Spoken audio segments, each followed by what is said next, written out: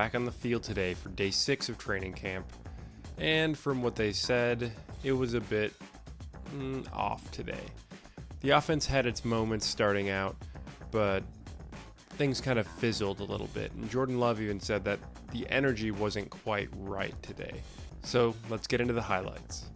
Starting off, the Packers made a few roster moves today. They released guard Chuck Filiaga and tight end Cameron McDonald. They made these moves in order to make room to sign center Cole Schneider, who was previously in camp last year and played in the USFL with Alex Magoo last year, and wide receiver tight end Andre Miller. Before they ultimately made those moves, they did also try out quarterback Josh Love, wide receiver Darian Chafin, and guard Parker Ferguson. The notable changes for the first team is Zach Tom started off taking reps at center, and Lucas Van Ness started opposite Preston Smith. We see here Jordan Love and Danny Etling throwing some light balls to the receivers during an individual drill where they're working on ball protection. The competition in the receiver room is stepping up big time. Obviously, we know about Watson and Doubs, Reed and Toure even, but Malik Heath has had a nice camp, and even of late, Bo Melton and Cody Crest have been making names for themselves as well. It's definitely a position group I intend to watch very closely during the preseason. Jordan Love and some of the receivers got some extra work while the special teams was taking reps. In this particular one, Jordan Love is working on progressing through his different reads and throwing to different targets out there. I'm really curious to see how much they end up playing him in the preseason, especially given how well he's done so far through camp. By no means has it been perfect, but overall he's showed good progression day over day. Obviously, they'll give him as many reps as they feel he needs, but the battle for his backup is also getting pretty hot too. Danny Etling has seemed somewhat to struggle at times in team drills in particular. But here we've got Jordan Love completing an easy pass to Christian Watson in the back of the end zone.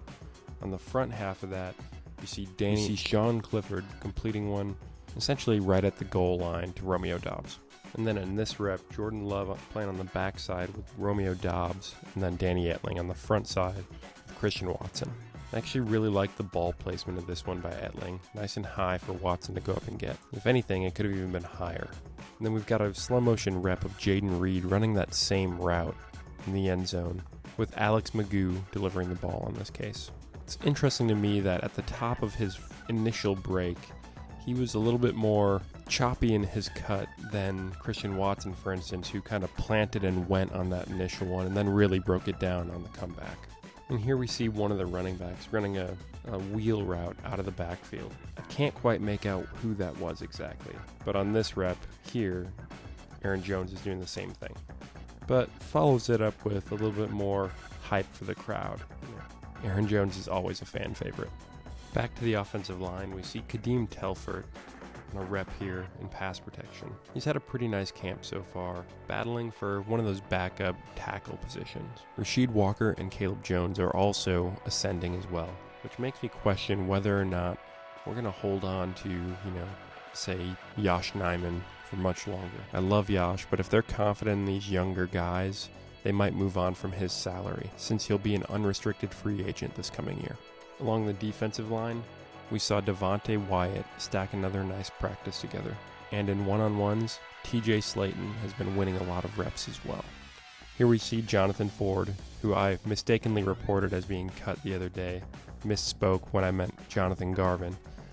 The defensive line unit here was staying after practice. This was actually on Monday, and working on some block shedding drills. You see Kenny Clark coaching up Jonathan Ford and Chris Slayton on a lot of the technique work that goes into this. Run stopping continues to be a major concern for the Packers, and getting some additional production out of these guys would be ideal to help shore up that run defense, especially since so much of your production on the defensive line comes from a rotation and keeping guys fresh so that way they're not burnt out, especially later in the games, third, fourth quarter, overtime, and it happens to go there. It's also been discussed a bit that with the emergence of Devontae Wyatt and TJ Slayton, that we probably won't see Kenny Clark play as much nose tackle, freeing him up to move around and play some other spots or techniques along the defensive line. And by virtue, making him a little harder to defend since you won't know exactly where he is playing and play out. Over the next few clips, we see Lucas Van Ness working on hand movement and fundamentals with pass rush specialist Jason Rebrovich. Specifically, Jason was looking for LVN to, in the first one, wipe that ball away, swipe it, and on the next 2 reps, he's really jabbing at the ball and kind of driving it back. He was also working on his heavy hands, especially as Jason throws this medicine ball at him and he jabs it back at him. Delivering a pop to the offensive lineman like that can kind of get him off balance and make the rep easier to win. And before practice even began, before the team came out, we saw Keyshawn Nixon out there working with pass coordinator Greg Williams, working on some slot technique. And then in individual drills, Matt LaFleur was the one tossing balls, really zipping these at the defensive backs, maybe reliving his college quarterback days a bit. Jaire continued to look good, but we'll see one rep later in this video where Romeo Doubs got the best of him in one-on-ones. Corey Valentine is still one of those names that's among the biggest risers in camp so far. He went from third-team reps in OTAs and rookie minicamp and things like that to consistently working with the 2s now. And another guy battling for a spot in that room is Innis Gaines. Formerly a safety, has been doing a lot of work with the cornerbacks though. Probably looking at some of those slot applications like at the end of last year. And it wouldn't be the DB room if, guys like Ja weren't keeping it a little lighthearted. Starting out in the 2-minute drill, Jordan Love was 4 for 5 with a touchdown pass that he threw to Luke Musgrave. On that play, Jordan Love was able to hang in the pocket and really wait for Musgrave to uncover to deliver that ball. In the entirety of the practice, Love found Musgrave on a number of checkdowns. Really, he took a fair number of checkdowns to everyone, but it really just shows that he is comfortable taking what the defense is giving him at any given time.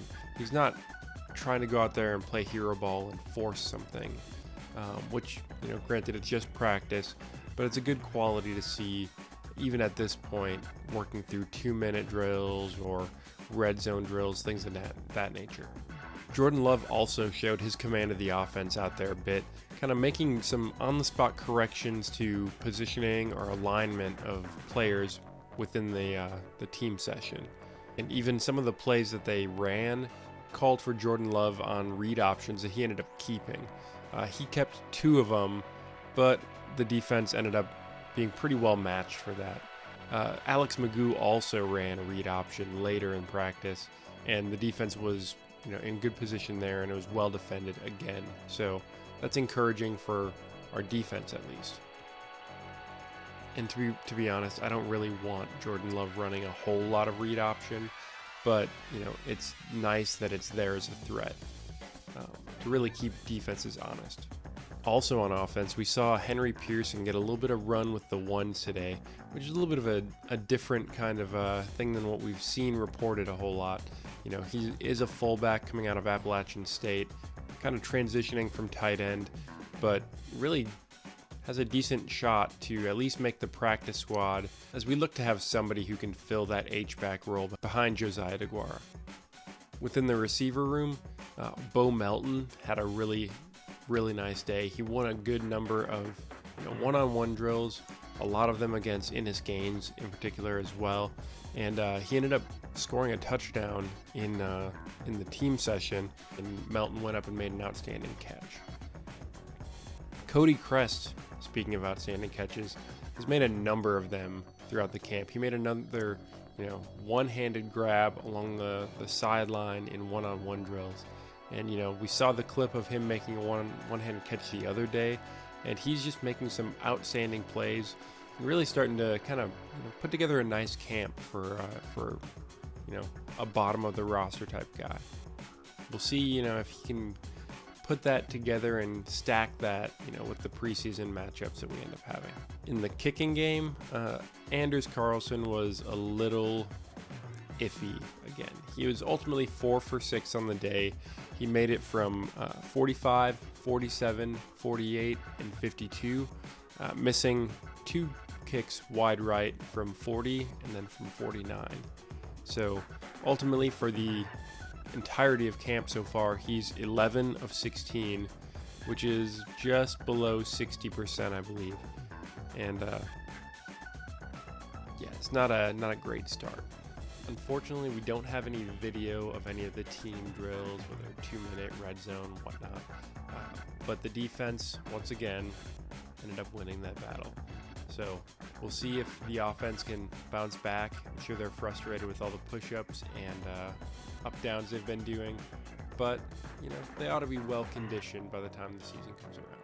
So make sure to check back tomorrow, and we'll see, you know, what comes of day 7 of training camp. But we'll finish here with this rep that I mentioned earlier, where Romeo Doubs is one-on-one against Jaire Alexander, and he makes a great adjustment to come back for this ball, catching it over the top of Jaire. Unfortunately, we don't have any video of any of the team drills, whether 2-minute red zone, whatnot. But the defense, once again, ended up winning that battle. So we'll see if the offense can bounce back. I'm sure they're frustrated with all the push-ups and up-downs they've been doing. But, you know, they ought to be well-conditioned by the time the season comes around. So make sure to check back tomorrow, and we'll see, you know, what comes of day 7 of training camp.